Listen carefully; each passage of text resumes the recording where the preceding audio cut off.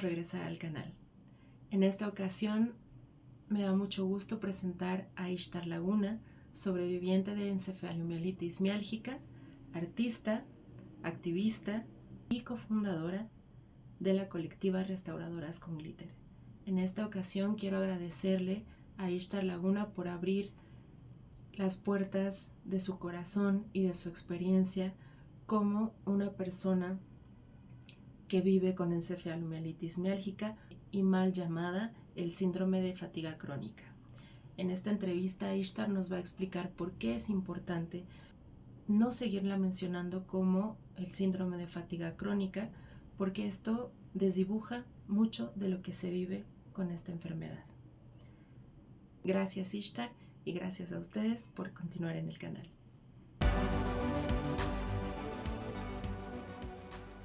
Querida Ishtar, ¿cómo estás? Bien, gracias.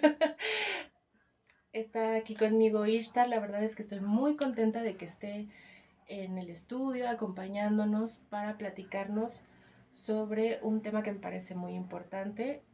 Gracias, Ishtar. Hemos estado platicando las dos como amigas, como conocidas desde ya hace bastante tiempo, la importancia de platicar sobre la ME, que es encefalomielitis miálgica, que es un padecimiento que no es muy conocido, que afecta a muchas personas, sobre todo mujeres.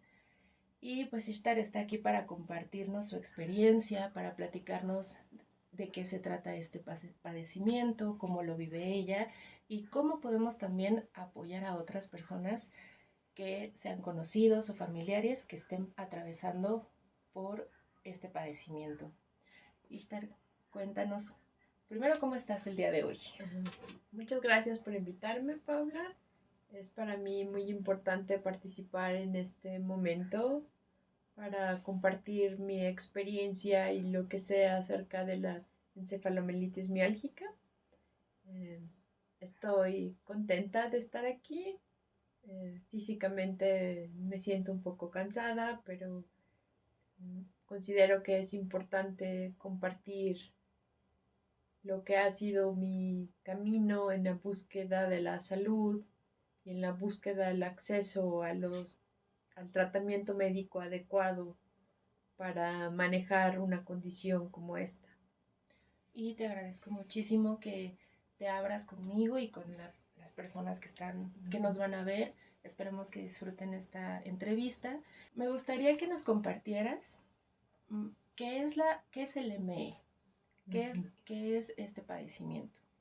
Ok, la ME es encefalomielitis miálgica. Entonces, como su etimología lo denota, encéfalo viene del cerebro, mielitis viene de cordón espinal y es la inflamación del cerebro y el cordón espinal, y miálgica tiene que ver con el padecimiento de los músculos.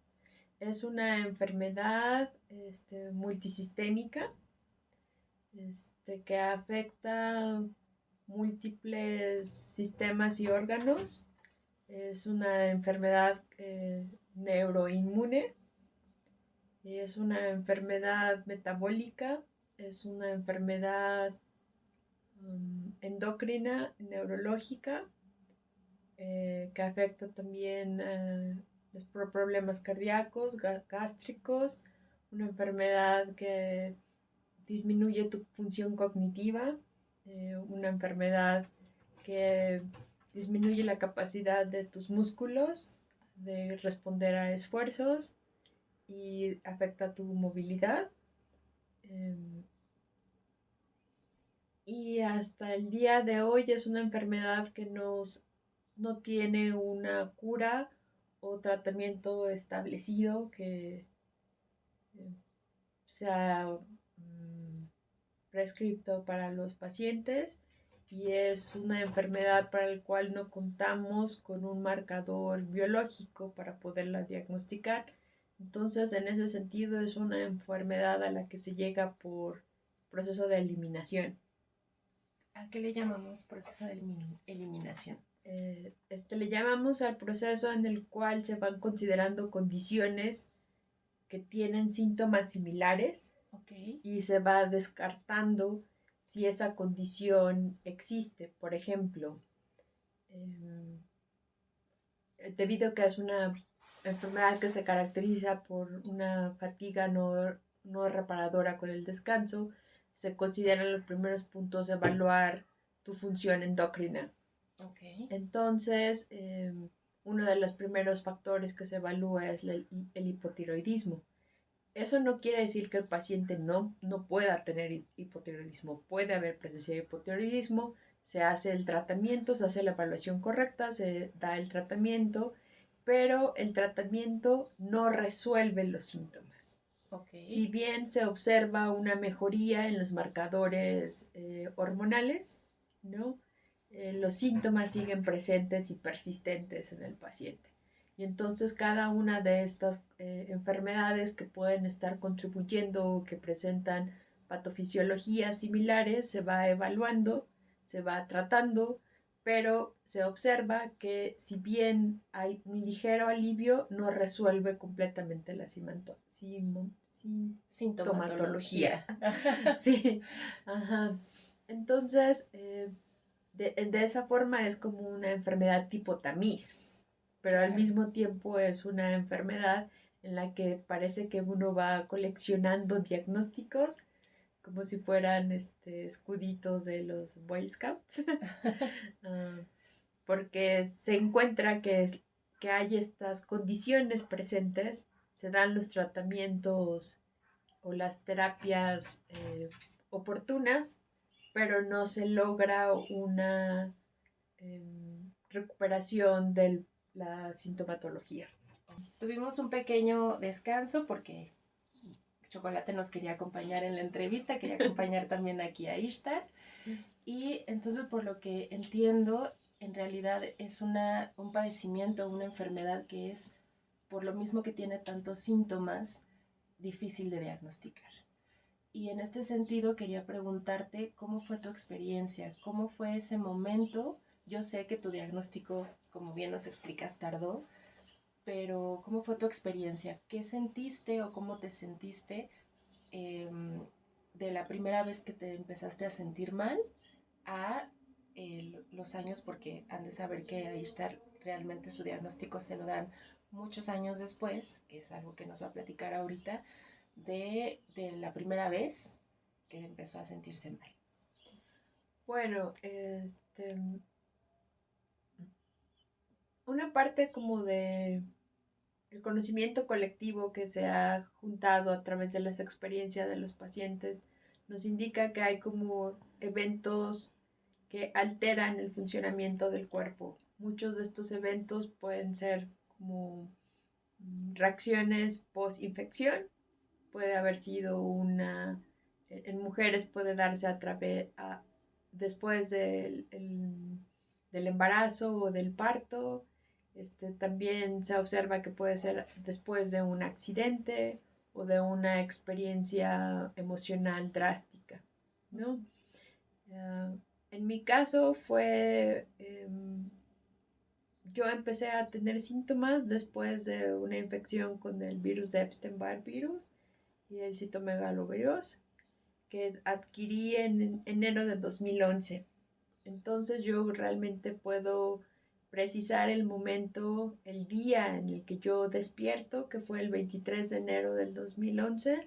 Yo despierto sintiéndome ligeramente enferma. Y mi pensamiento aún me queda así como esta memoria concreta de que fue, siento que me va a dar gripa. Y mi pensamiento consecuente fue de solo tengo que descansar y me voy a sentir mejor. Pero ese sentirme mejor jamás ocurrió, ¿no? Pasaron los años y yo seguía como buscando por qué me seguía sintiendo mal, ¿no? Claro. Y yo podía expresarle a los médicos con precisión de es que yo desperté un día, me sentía mal y tuve una infección y me seguí sintiendo mal, ¿no? Llegó el momento a finales del 2013 donde realmente experimento un problema cognitivo severo y Okay. la enfermedad en mi caso se ha manifestado primordialmente en una disminución de la capacidad intelectual, ¿no? Y de las funciones ejecutivas. ¿Y cómo te diste cuenta que estabas perdiendo estas funciones? ¿Qué fue lo primero que te llamó la atención? Me di cuenta que no podía leer y recordar lo que estaba leyendo. Okay. ¿No? Yo en ese momento estaba estudiando mi maestría. De hecho, acababa de empezar la maestría, ¿no? Llevaba un trimestre en la maestría y, y yo primero supuse que estaba en alta demanda académica y empecé a cuestionar mi capacidad de, eh, intelectual y mi inteligencia y mi resistencia física a las demandas académicas. Pero poco a poco me di cuenta que cosas cotidianas también que requerían una, como justo en este momento, que requieren una atención intelectual, ya no tenía yo ese acceso, ¿no? Empecé a notar problemas en mi lenguaje, problemas en mi capacidad de expresión, en mi capacidad de escritura, eh, en, en, en mi capacidad de razonamiento de lo que yo estaba tratando de aprender, ¿no? Um, y yo empecé a buscar ante una respuesta negativa de los médicos, porque mi primera respuesta fue, la primera respuesta que yo recibí fue de, es solo estrés. Claro, ¿No? sí. Y cuando yo estaba manifestando que estaba sumamente cansada, ¿no? Me decían, bueno, es que es normal, estás en un programa de alto rendimiento académico, ¿no? En otro país, bajo otras circunstancias, ¿no? Completamente sola, sin ningún tipo de apoyo externo, ¿no? Um, pero a mí me seguía pareciendo que no era normal, ¿no? Porque yo seguía teniendo muy presente que yo había despertado un día sintiéndome mal, ¿no? Claro. Y entonces, empiezo a investigar en el internet y a buscar como qué podía hacer, ¿no? Y es ahí cuando conozco de lo que en ese momento mi primera aproximación fue a lo que llamamos el síndrome de fatiga crónica. Okay. Ya posteriormente, si quieres, te platico por qué no nos gusta el uso del término del síndrome de la fatiga crónica. Entonces yo empiezo a leer sobre eso y yo digo, eso es lo que a mí me está pasando. Claro. ¿No? O sea, yo leo lo poquito que había de documentación médica, pero leo las experiencias de otros pacientes en todas partes del mundo refiriéndose a esto, este cansancio abrumador, que no hay recuperación después de periodos extensos de descanso, a esta distribución casi homogénea en el cuerpo de una experiencia de fatiga y de una experiencia de dolor, de esta susceptibilidad al medio ambiente, ¿no? Causado por una exacerbación del malestar después de estar expuesto a estimulaciones como la luz, el sonido, la temperatura alta, la temperatura baja, ¿no? Entonces el cuerpo empieza a reaccionar agresivamente al medio ambiente y los estímulos. Y todos los problemas cognitivos y posteriormente los problemas de funcionamiento de sistemas y órganos. Entonces yo me informo y empiezo a decir, eso es lo que a mí me pasa, ¿no? Y empiezo a tratar de buscar que haya médicos que validen, ¿no? Lo que yo estoy diciéndoles que está ocurriendo en mi cuerpo, pero yo no recibí apoyo del sistema médico. Y claro. consulté muchísimos médicos, o sea, pudieron haber sido 15 o 30, ¿no? En esos rangos donde ya ni siquiera en este momento tengo precisión de cuántos médicos busqué. Y perdón que te interrumpa. Y esto digamos, de esta, pues nombrémoslo así, negligencia médica, ¿a qué crees que se deba? ¿Al desconocimiento de la enfermedad, al desconocimiento de los padecimientos que pueden generar la enfermedad, o, o a qué le atribuyes también el hecho de que los médicos no pudieran apoyarte de la mejor manera posible? Yo creo que eso es un problema multifactorial. Yo creo que hay mucho estigma a esta condición porque hay una concepción errónea que tiene que ver con un problema de salud mental. Okay. No, una de las primeras barreras a las que se enfrentan los pacientes y a las que yo me enfrenté fue que consideraban que solamente teníamos o que yo tenía depresión, ansiedad y estrés postraumático, ¿no? Otro factor que contribuye es el poco cuidado que hay al análisis de la enfermedad en el cuerpo femenino, ¿no? La medicina no ha sido, no se ha desarrollado en el estudio del cuerpo de las mujeres y mucho menos en el estudio de las mujeres no blancas. Claro. ¿No? De las minorías étnicas, raciales, ¿no? En el contexto del ambiente en el que yo me encontraba inmersa, ¿no?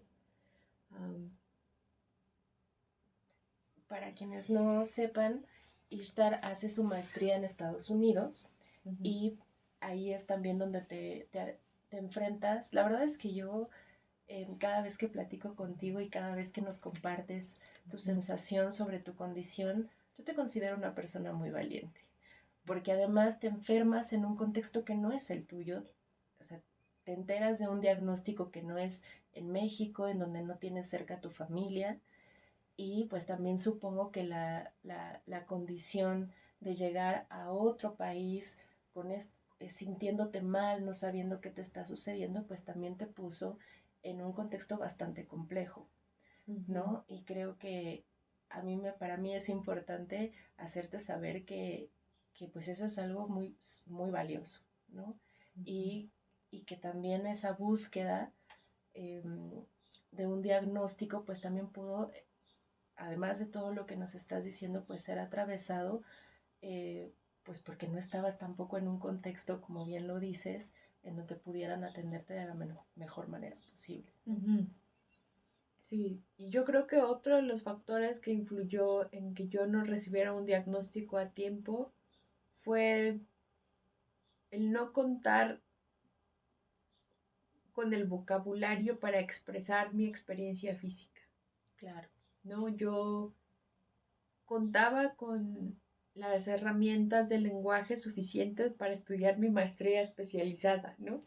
Pero yo no tenía ni siquiera la capacidad de conocer las palabras para decir esto es lo que yo estoy sintiendo en mi cuerpo.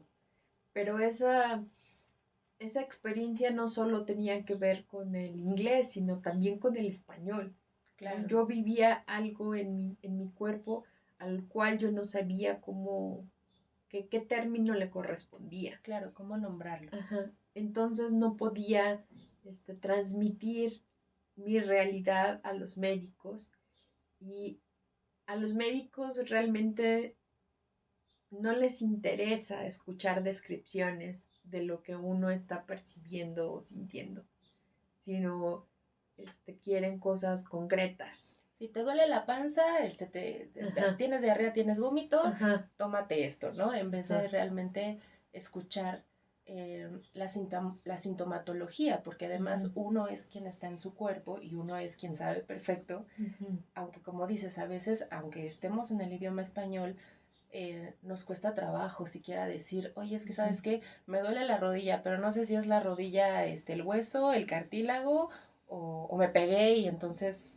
algo sucedió, ¿no? Creo que también a nosotros como pacientes también nos pasa eso, pero lo que dices me parece muy importante, que los doctores tengan la escucha y esa sensibilidad de decir, ok, me está diciendo que es en tal parte, que, no, que es un dolor constante, que le punza, ¿no? También Ujú. como generar y hacer conciencia de la importancia que es que como pacientes también ser escuchados, ¿no? Sí.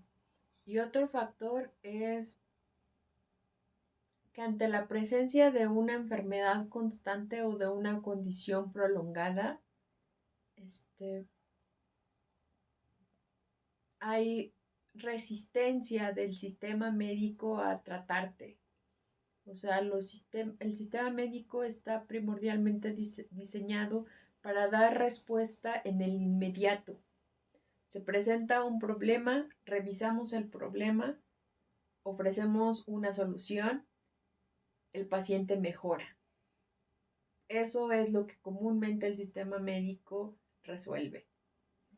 Pero cuando encontramos o nos enfrentamos a un individuo en el que no tenemos una idea clara de lo que le está ocurriendo, los esquemas tradicionales de tratamiento no empatan y no observamos ninguna mejoría, el sistema no tiene la capacidad de dar contención a esa experiencia, a esa situación, y entonces el paciente es abandonado, Claro. ¿no? Y hay dos factores que yo observo que pasó en mi experiencia, y uno fue el responsabilizarme de que yo no hacía lo suficiente para mejorar, o sea que se estaba juzgando mi carácter y mi voluntad, y el otro aspecto se estaba este, cuestionando la veracidad de lo que yo estaba expresando.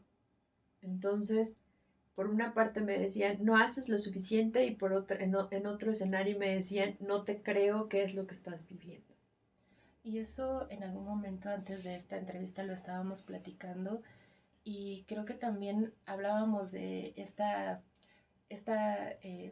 palabra o este juicio que es muy común de decir si ya me están tratando y no estoy mejorando, normalmente hay un pensamiento generalizado muchas veces que es esta persona está queriendo llamar la atención, Uh-huh. ¿no? Y eso se vuelve un juicio muy pesado a la larga cuando estás padeciendo algo de lo que ni tú misma estás apenas experimentando, te estás informando y, y este como rezago, porque en realidad es un rezago, el decirle a las personas que no están mejorando, ay, estás queriendo llamar la atención, ¿no? Uh-huh. O sea, de repente es revictimizante, bueno, no de repente, es súper revictimizante, uno quiere mejorar y además eso yo creo que también a nivel emocional no ayuda a los pacientes, porque entonces, desde mi experiencia con otros padecimientos, sí es que te culpas, ¿no? Y te culpas muchísimo porque efectivamente no estás mejorando,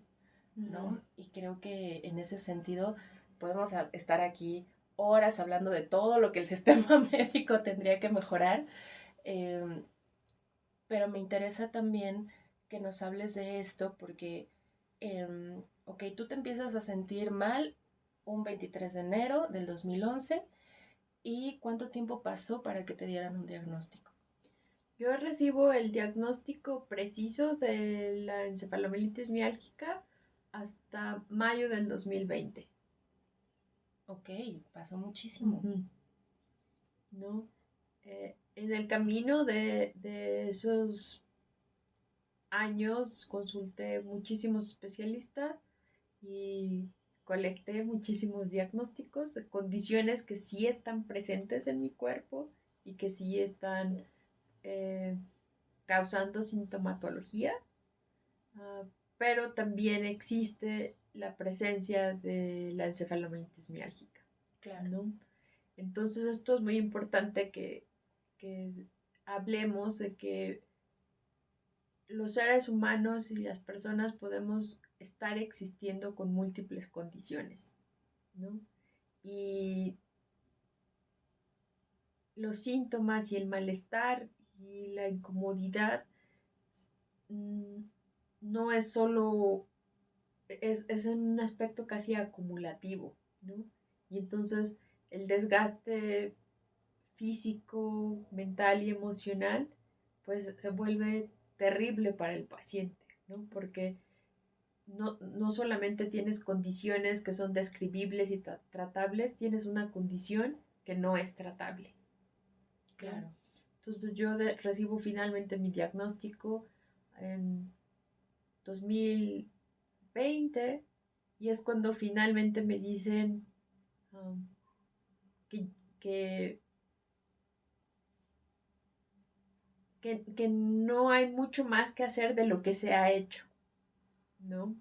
Pero finalmente yo recibo la validación de yo sabía que yo tenía esto. Claro, por ¿No? supuesto, da mucha tranquilidad. Ajá. Bueno, da tranquilidad en el sentido de decir, claro, no estoy loca, no estoy queriendo llamar la atención, esto no me lo estoy inventando, Ajá. realmente lo estoy viviendo.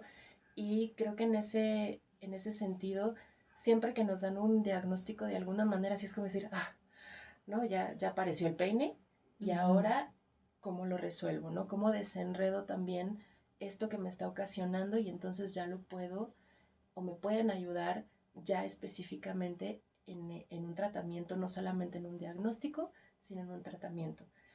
Acabas de decir que, por ejemplo, el tratamiento no es una cosa que te dan algo y ya, te vas a tu casa, que hay muchos padecimientos, no solamente el ME, sino yo creo que hay que hacer conciencia de que existen un montón de padecimientos que son así, que no es que te van a dar una pastillita o te van a dar una inyección o te van a dar un tratamiento por cierto tiempo y muy probablemente va a haber mejoría, pero no necesariamente una salida de toda la sintomatología, ¿no? Sí, claro, es ahí cuando se presenta el reto y el dilema que es enfrentarte a la presencia de una enfermedad crónica. Claro. ¿No?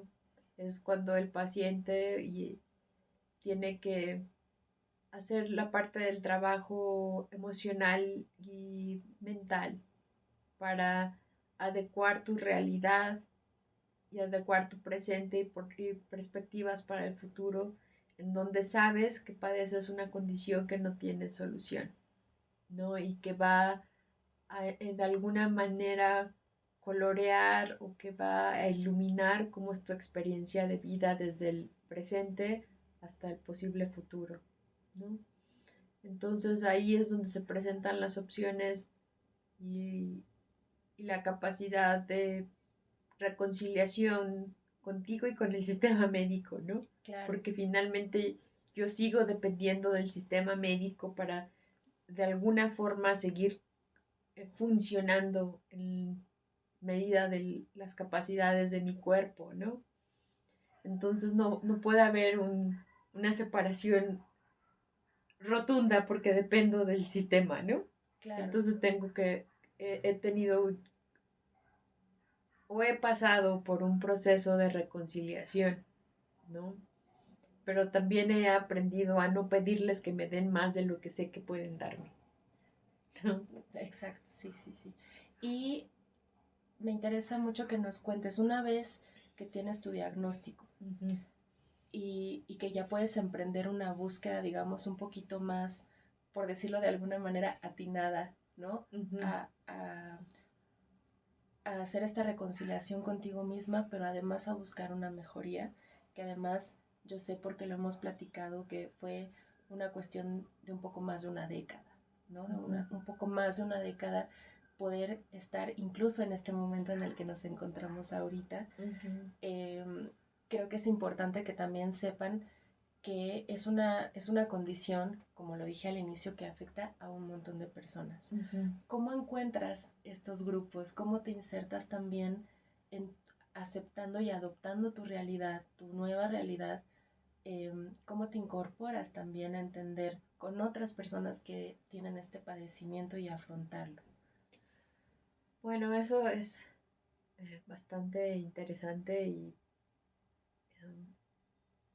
esa no era mi naturaleza. Yo no era una persona eh, inclinada a pertenecer a comunidades, ¿no? Era por naturaleza solitaria y eh, introvertida, ¿no? Y yo me vi en la necesidad de buscar a la gente como yo, principalmente porque antes de recibir mi diagnóstico yo hubo momentos en los que dije, ¿es esto lo que me está pasando real? Y si es real, debe de haber gente que le esté pasando también. Y entonces yo quiero conocer a esa gente, ¿no? Y eso es una de las grandes maravillas que tienen las redes sociales, ¿no?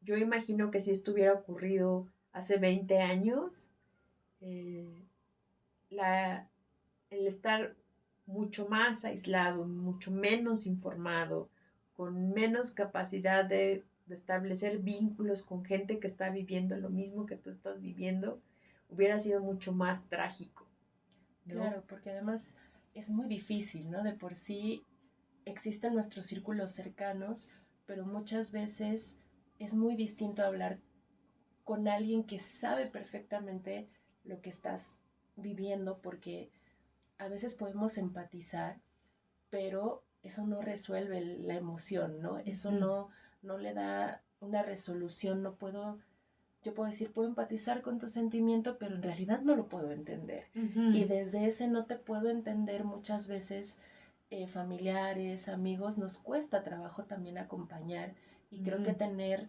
eh, pues justo como dices, las redes, que yo además te conocí por redes, yo conozco a Ishtar a través de Facebook y, y pues nos hicimos muy amigas, pudimos platicar de muchas cosas, también por eso estamos aquí, pero justo encontrar personas con las que puedas hacer ese clic y puedas decir, hermana, sí te entiendo, ¿no? Ujú. Yo sé lo que estás pasando, creo que, pues me imagino que sí le dio un giro también a tu experiencia, ¿no? Sí, o sea, yo, pues, evidentemente encuentro un grupo de los pacientes con EM o ME por sus siglas en inglés y pues solicito ingreso al grupo, ¿no? Y se abre un horizonte porque eh, se abre la oportunidad de saberme comprendida por gente que vive lo que yo estaba viviendo. Empiezo a establecer vínculos con estas personas, principalmente mujeres, uh, y empezamos a hablar de cómo es que nos sentimos y se empiezan a generar relaciones sumamente cercanas, ¿no? Y dentro de estas redes yo me entero de una asociación que se llama Millions Missing, que tiene distintos capítulos en distintas ciudades. Y evidentemente yo me entero del capítulo que está formado aquí en México, que se llama Millions Missing México. Y entonces empiezo a platicar con compañeras y compañeros que están viviendo las mismas circunstancias aquí en la ciudad, ¿no? Aquí en el país. Y, y también me entero de otras pacientes en otras ciudades de Estados Unidos y en otras partes del mundo, ¿no? Y todos estamos en esta búsqueda de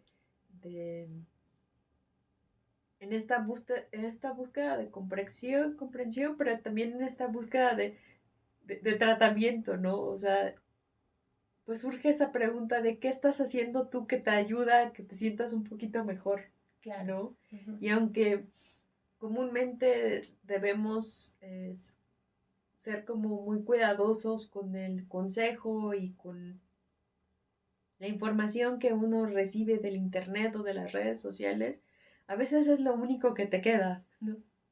Porque no hay acceso a otra cosa. Y a veces es la información más certera porque es la información de primera mano, Exacto, ¿no? sí. O sea, eh, ante la carencia de los estudios clínicos y de los artículos médicos especializados, lo que había era la narración de las personas viviendo con una situación, ¿no? Y entonces yo empiezo a establecer estos vínculos y pues eso ocurre a partir de 2015 y en 2019 nos enteramos de un paciente um, que es un muchacho sumamente inteligente que yo estoy profundamente agradecida con la capacidad que tuvo para entender fisiológicamente, biológicamente, lo que le estaba ocurriendo, y él buscó los vínculos con tratamientos de neurocirugía y propuso una hipótesis que dice que hay un subgrupo de la ME que ocurre con problemas estructurales neurológicos. Ok. ¿No? Entonces, él hace esta investigación, propone su hipótesis, y de alguna forma, que yo todavía no me queda muy clara esa parte de su historia, porque pues es parte de su privacidad, ¿verdad? Claro. Pero consigue que un médico que posteriormente es ahora mi médico lo opere, ¿no? Eso le ocurre a él en 2017, pero lo hace público hasta 2019. Entonces, cuando él hace esta narración de todo este proceso, yo estoy completamente, eso es todo lo que a mí me pasa, ¿no? Y entonces yo digo, a mí me está dando ME por problemas estructurales neurológicos, ¿no? Y entonces yo tengo que ir con el médico que trató a este muchacho. ¿No? Y además está súper bonito porque es lo que hablábamos, ¿no? Es un joven que desde su propia experiencia como paciente Uh-huh. se pone a investigar y dice, a ver, yo estoy sintiendo esto, y estoy proponiendo tal cosa. Uh-huh. Y esto a mí me parece sumamente bonito y maravilloso porque por eso es que hay que escuchar a los pacientes, ¿no? Exactamente. Y a mí me parece que si tuviera yo alguna oportunidad de conocerlo y tener una plática con él, decirle, preguntarle cómo fue que presentaste tu caso ante este médico, para que el médico le dijera, sí, lo voy a investigar, y después decirle, sí, te voy a tratar, ¿no? Pero entonces en 2019 él publica esta entrada a su blog. Para mí era, cuando yo lo leía, era entre que me reía, lloraba y se me rompía el corazón, ¿no? Lloraba porque mucha alegría en cierta forma, ¿no? De que hubiese un camino y de que hubiese la posibilidad de una recuperación de funcionalidad y de eh, una capacidad de reinserción en la vida cotidiana, ¿no? Y en la vida social. Este, Estaba también un poco con el corazón roto y en cierta forma asustada, porque estábamos hablando de condiciones neurológicas estructurales graves, ¿no? Con procesos quirúrgicos altamente especializados y altamente invasivos. Y también tuve una respuesta que es mi respuesta cotidiana de defensa, ¿no? Que es empezarme a reír, ¿no? Que es esa parte en la que yo protejo mi ser interno, ¿no? Ante una realidad que, si bien es alentadora, también al mismo tiempo es devastadora. Claro, porque también, digo, por lo que sé también de tu historia, pues pasas muchísimo tiempo en espera también de, no solamente primero del diagnóstico y Uh-huh. después de un posible tratamiento que pudiera ayudarte a mejorar tu calidad de vida. Uh-huh. Y yo quisiera que nos platicaras cuántas intervenciones invasivas has tenido a lo largo de este enfrentamiento con tu condición. Procesos quirúrgicos he tenido, de neurocirugía he tenido 2 procesos quirúrgicos, y ahorita me preparo para el tercero, que será en febrero del 2026. Y procesos de investigación invasiva han sido alrededor de 7 rondas de pruebas invasivas. Entonces, tanto los procesos quirúrgicos como las pruebas invasivas, pues eh, tienen este impacto en la salud emocional y mental, ¿no? Rara vez uno se enfrenta al título de un estudio que diga invasive testing, ¿no? O Ujú. sea, ese es el título de la batería de estudios, ¿no? Y yo no tenía como una conciencia eh, plena de lo que implicaba eso, ¿no? Hasta el año pasado. Entonces, um, es un proceso altamente demandante para el cuerpo y en la última ocasión fue para mí altamente traumante emocional y mentalmente. Sí, la operación que tuviste en 2021, ¿no? Tanto las pruebas anteriores y posteriores al 2021 y la cirugía también lo fue. Pero la cirugía también tuvo un aspecto de mucha esperanza, ¿no? Yo siento que fui profundamente afortunada porque yo llegué a mi cirugía con una red de apoyo inmensa, ¿no? Evidentemente tú eras parte de esa red de apoyo, todas mis compañeras aquí de México, de la colectiva, mi familia, amigos, ¿no? Entonces yo sentí este cobijo, ¿no? Pero al mismo tiempo era tomar conciencia de la vulnerabilidad de mi cuerpo, ¿no? Y rara vez uno se enfrenta a la necesidad de requerir al líder mundial en algo para que te dé una solución de algo.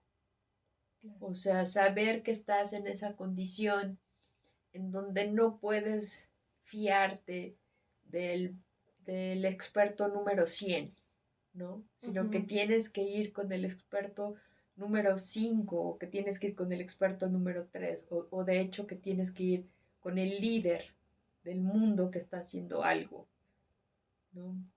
Eso, por una parte, es una gran bendición que existan estos médicos, pero por otra parte te habla de lo eh, severo del problema, ¿no? Que no puedes confiar tu vida y el éxito de esta intervención a nadie más. Sí, a mí también estábamos hablando, por ejemplo, de que a raíz del blog de este chico es como tú conoces al doctor Boloñés, Ujú. que es quien te atiende y quien te ha estado atendido. Cuéntanos cómo tú llegas a raíz del estudio que hace este paciente y del conocimiento de esta solución en el blog a que te atienda el doctor. Yo tuve la fortuna de poder tener acceso al doctor Boloñés en el marco de la pandemia del COVID-19, porque en ese momento se cancelan muchas citas y muchos pacientes suspenden sus viajes al estado de Nueva York, suspenden sus viajes eh, a médicos del equipo del doctor Boloñés. Y entonces yo primero tengo cita con una neuróloga en el estado de Washington, la doctora Rujoy, que es ella quien me diagnostica con la ME, ya precisando que sí es ME, precisando también que era ME por causas estructurales neurológicas y solicitando que yo vaya a consultar con el doctor Boloñés. Entonces eso ocurre en mayo del 2020. Luego yo tengo mi primera cita de telemedicina con el doctor Bolo en agosto del 2020. Eh, y esa cita para mí fue el examen más difícil de toda mi vida. ¿No? Esa cita yo pensaba que de alguna manera yo tenía que hacerle saber que yo estaba enferma como Jeff, ¿no? Claro. Ajá. Y, y yo tenía que de alguna manera poder comunicar que yo necesitaba su ayuda, ¿no? Pero por eso es que el doctor Bolo es el experto, ¿no? Porque él sabe qué signos ver y sabe qué preguntas hacer y sabe qué pruebas aún a la distancia a través de una telemedicina, qué pruebas hacer, ¿no? Y entonces él le pidió a mi esposa que me apretara la cabeza, que me hundiera la cabeza. Uh, y estoy en esta telemedicina y Natalia se levanta y empieza a apretar mi cabeza y es como si se hubiera roto una presa. Empiezan a ocurrir una serie de síntomas neurológicos visibles, eh, mm, catalizados en el momento, cosa que nunca me había ocurrido en mi vida, ¿no? O sea, porque se presentaban sin, sin que yo supiera cuáles eran las causas, pero en ese momento estaban siendo catalizados por una acción específica que era hundir mi cabeza. Claro, y que era parte de las pruebas Ajá, que él te pedía que hicieras ajá, para determinar ciertas, pues supongo que sintomatologías, ajá. ¿no? Entonces él me dice, no, tienes que venir a Nueva York, tengo que verte en persona, ¿no? Y yo sentía un alivio tan grande, pero una parte de mí decía, oh por Dios, esto es terrible, ¿no? Porque la realidad era de, si este señor puede ayudarme, es que la realidad es realmente mala.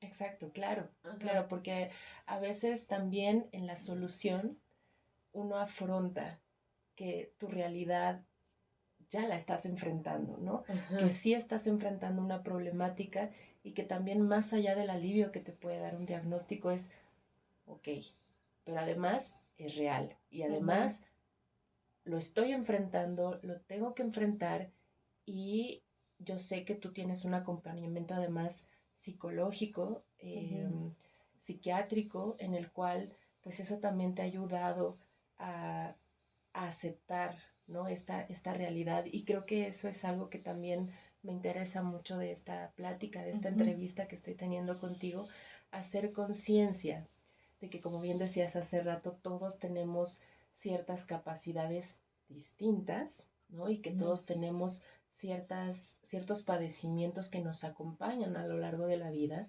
pero que cuando se trata de padecimientos como el tuyo, padecimientos crónicos, padecimientos que incluso son degenerativos, entender a la otra persona y acompañarla requiere también eh, pues de mucha fuerza, ¿no? Porque es que tanto el paciente y la persona que está contigo afronta sus consecuencias y tú también cómo la puedes acompañar.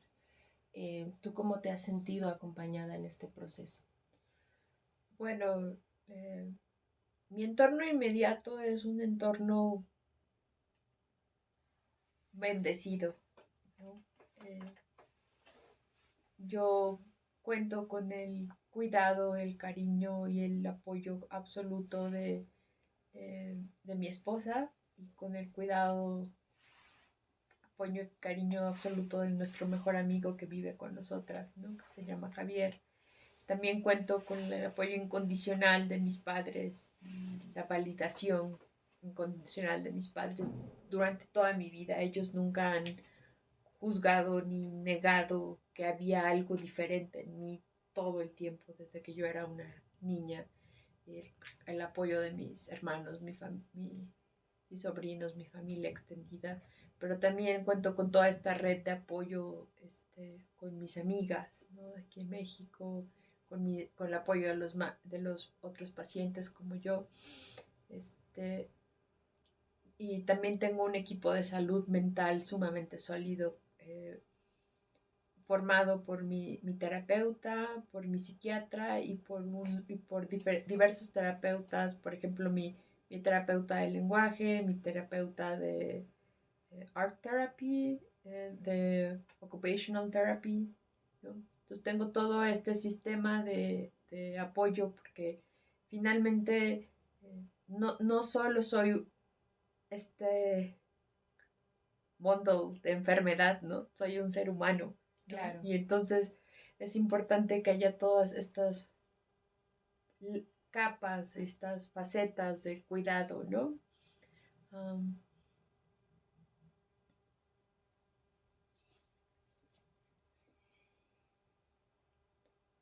Principalmente creo que lo que toda esta red de solidaridad y de afecto y de presencia, lo que más me ha ayudado es a sobrellevar la soledad.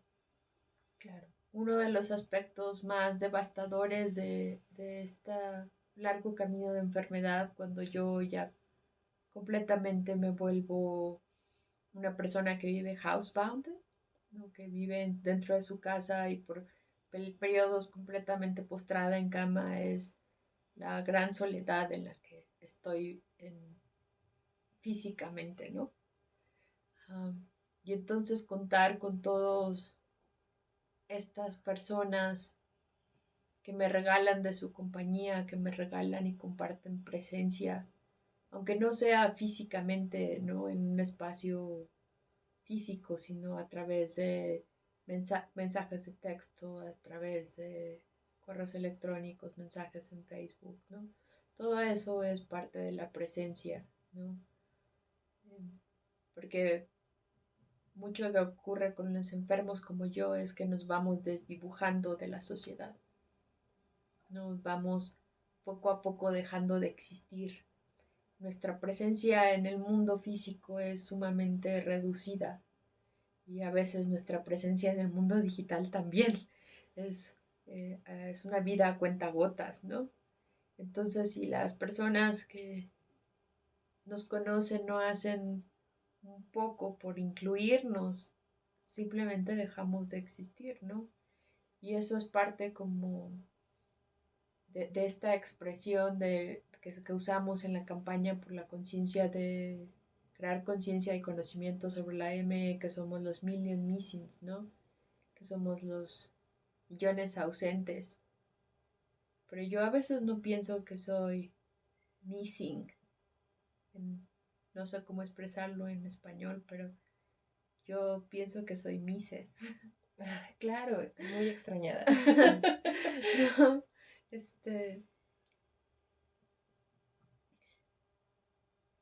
pero sin contar con apoyo, yo pienso que el sufrimiento sería mayor.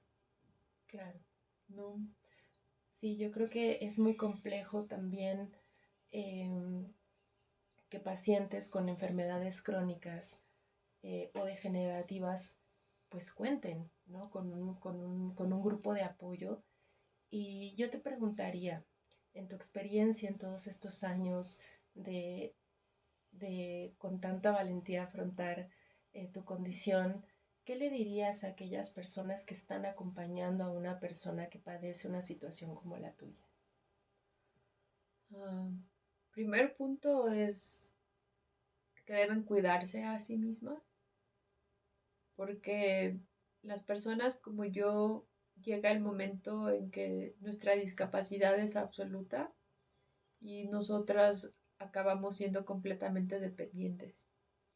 Y entonces hay una parte que comúnmente no se verbaliza y no se comparte, que es el miedo que todos nosotros llevamos dentro de qué sería de nosotros si algo le pasa a nuestros cuidadores. Por supuesto, Ajá. porque hay una dependencia. Ajá. ¿No? Entonces, mi primera sugerencia a los cuidadores es que deben cuidarse a sí mismos, ¿no? Y cuidarse no solo en el aspecto físico, sino en el aspecto emocional y mental. Creo que cuidar a un enfermo es uno de los actos más generosos que existe en el mundo, pero también es uno de los más demandantes y devastadores, porque muchas veces no importa con cuánta devoción y con cuánto cariño y con cuánta compromiso tú cuides a tu enfermo aún así se está deteriorando y se está perdiendo. Y tú estás siendo testigo de esa pérdida. Claro, y ¿No? además creo que es una pérdida paulatina, ¿no? Además, una pérdida que es constante, paulatina y que muchas veces no sabes tampoco cuál va a ser el resultado no del cuidado, sino de cómo justamente el cuerpo y tu condición va a reaccionar en algún momento. Para ir cerrando, Ishtar, primero te agradezco muchísimo que compartas todo esto y me gustaría únicamente como afinar una cosa que tú mencionas, porque ahorita estamos hablando de tu caso, ¿no? De tu condición, estamos hablando de cómo lo viviste, cómo te encontraste con un diagnóstico, estamos hablando de las personas que cuidan, pero ¿qué pasa con los demás que estamos alrededor, que a veces no sabemos que hay una persona que tiene una condición? Yo a veces pienso, no con todo mundo puedes llegar y decir, tengo tal cosa, porque también se vuelve de repente una cosa repetitiva y a lo mejor eh, no es innecesaria en cierto aspecto, pero también muy necesaria en otra. Yo platicaba contigo justo que de repente decir, es que soy una persona con discapacidad, como que también en la sociedad de repente ya hay un nuevo parámetro que es no son discapacitados, son personas con capacidades especiales o capacidades diferentes. ¿Qué tanto crees que nos aleja el utilizar este término?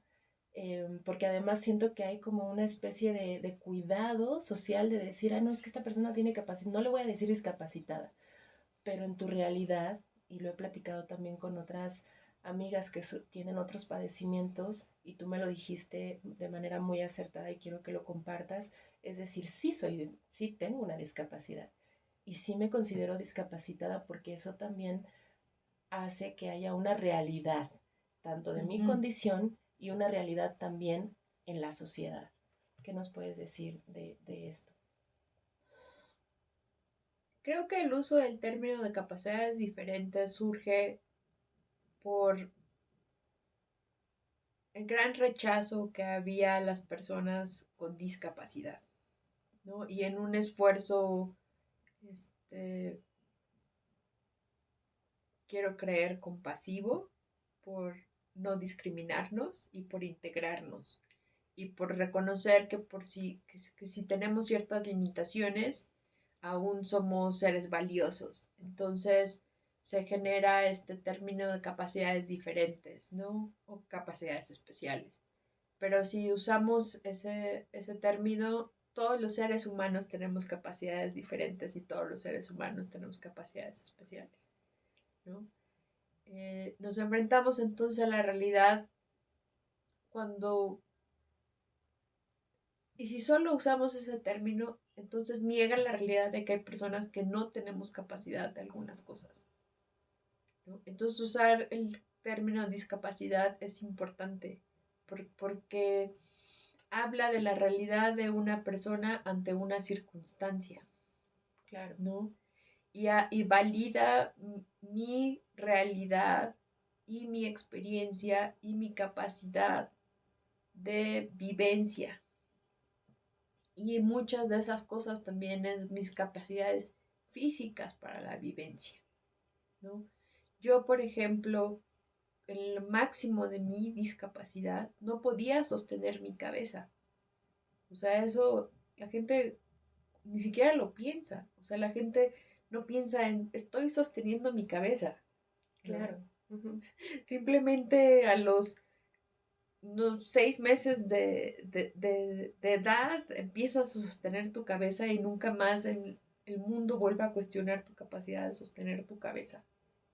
Hasta que por alguna situación no puedes sostener tu cabeza, ¿no? Entonces, para mí, yo porto y uso el término que yo soy discapacitada y yo tengo discapacidad, ¿no? Porque esa es mi realidad, ¿no? Y es una forma de expresar que hay cosas que están fuera del rango de mis posibilidades. Sean estas mis posibilidades físicas, mis posibilidades emocionales o mis posibilidades intelectuales, ¿no?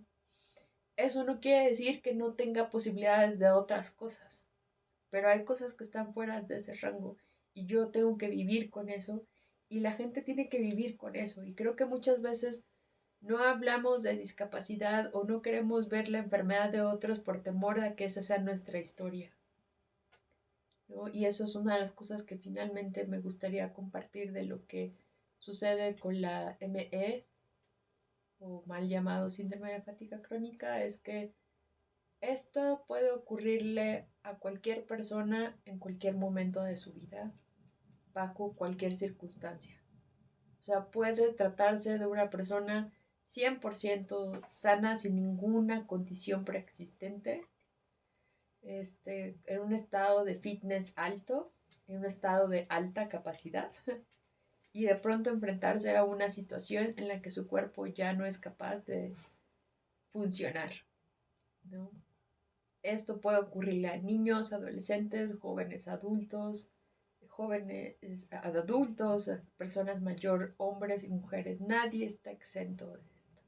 Y algo que nos enseñó ahorita la pandemia de COVID-19, con los millones de personas que han desarrollado el COVID largo, es que la enfermedad post-infección es un catalizador de ME.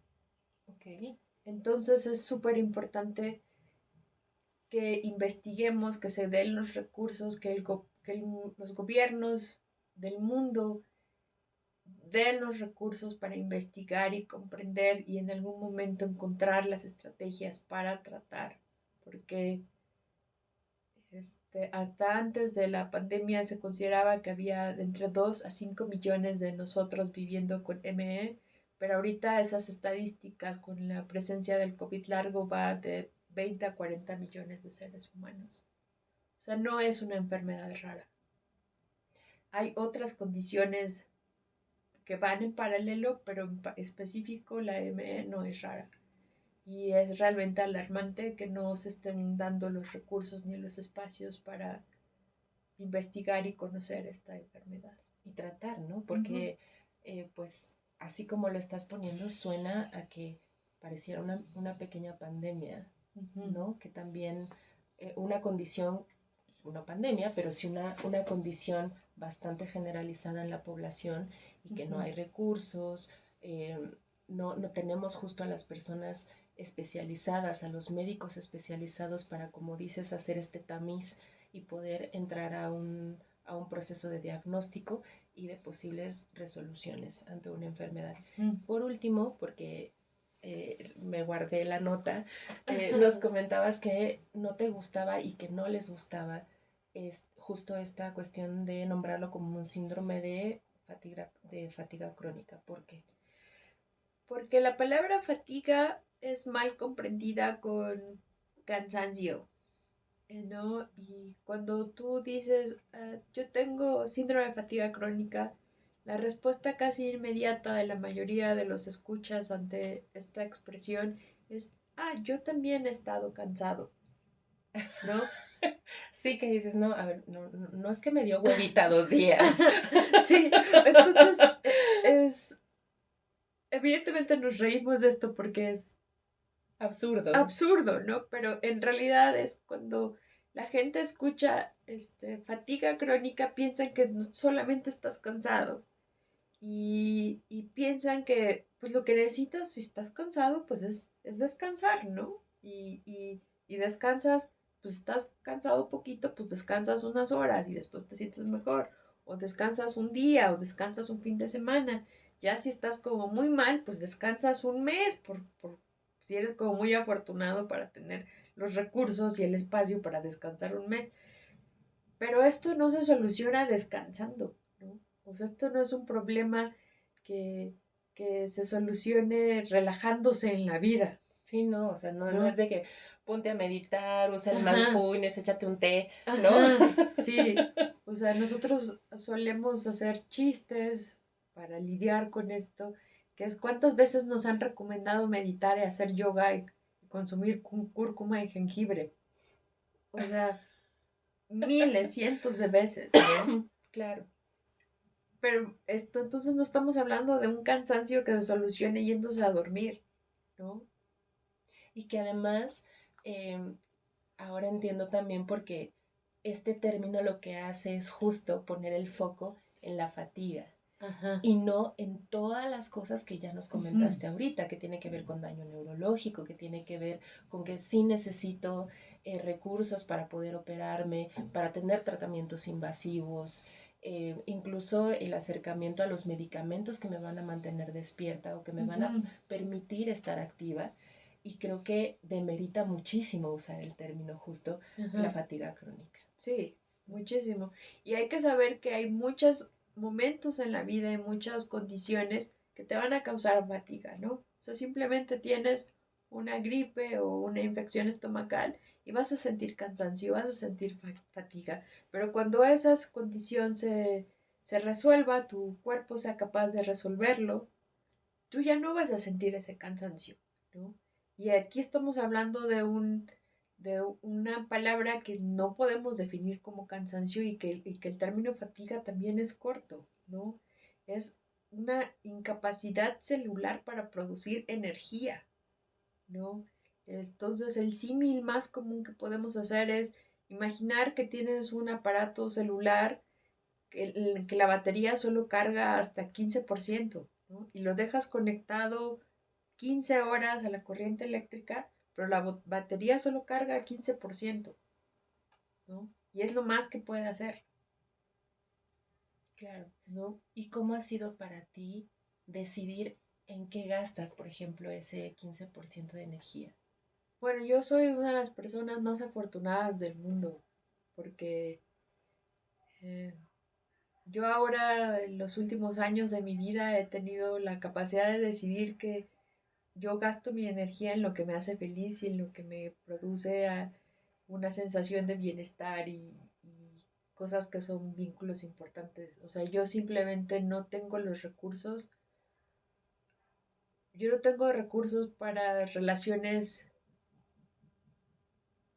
someras. Yo no tengo los recursos para involucrarme en actividades que no son significativas o que no tienen valía, sea cualquier forma de valor que yo le dé, Claro, ¿no? totalmente, O sea, totalmente. yo vivo el gran privilegio de poder decir que hago en mi vida todo lo que yo quiero, todo lo que me es importante, estoy con la gente que amo, todas las personas de mis amigos en redes sociales, mis amigos físicamente, mi familia extendida, mis padres, mis parejas, toda esa gente con la que yo dedico, o sea, 5 minutos al mes o lo que sea, todas esas personas pueden estar completamente seguras que yo las amo, porque simplemente no tengo la capacidad física de establecer una relación que no esté basada en el amor,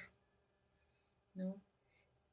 De igual forma tengo la libertad de decir que todo lo que hago es aquello que mi alma me pide hacer y está satisfecha haciendo, ¿no?